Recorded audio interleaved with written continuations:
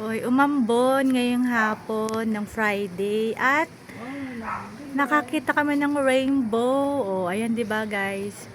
Kita nyo, umaambon kasi. Pero may rainbow, oh. Oh, 'di ba? Ayan oh, may rainbow. May rainbow. Pag ganyan yatang umulan, tapos mainit, lumalabas daw yung rainbow. Diba? Ganda naman, no? Bahaghari sa Tagalog.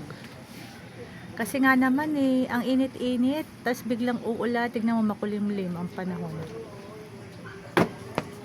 Makulimlim ang panahon, tapos biglang may rainbow. Ayun, ang rainbow. Ayun o. Diba? Oh. Diba? Ayun ang rainbow. Oh. Pagsilip namin dito sa aming terrace, nakita namin may rainbow.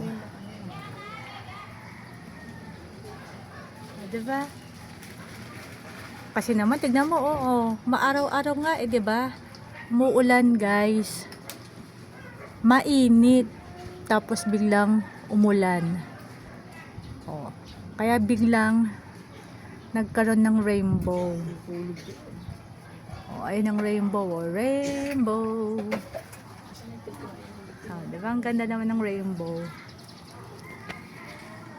Oh, tignan nyo naman, ang init-init kasi mainit mainit, tas biglang umambon, umulan.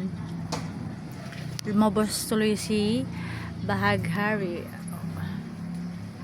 Ayan ang rainbow.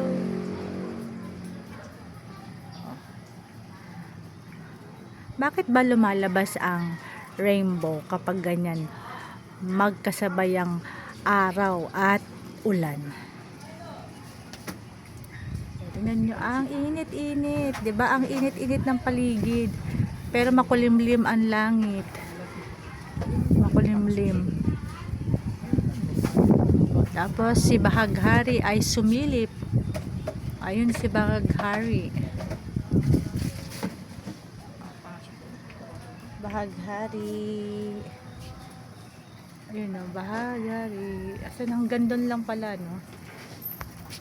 Malayo kasi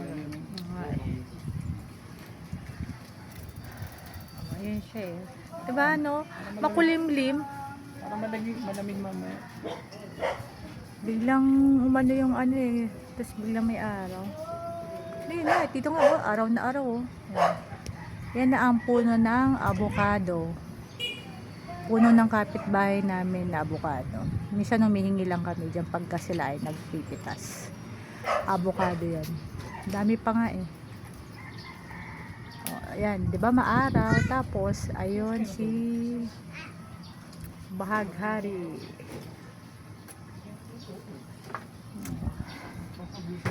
That's it. Good day.